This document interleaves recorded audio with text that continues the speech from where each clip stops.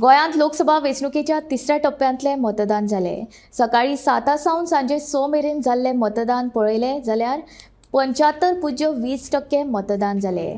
जाल्यार उत्तर गोंयांत 76.54 आनी दक्षिण गोंयांत 53.90% मतदान जाले।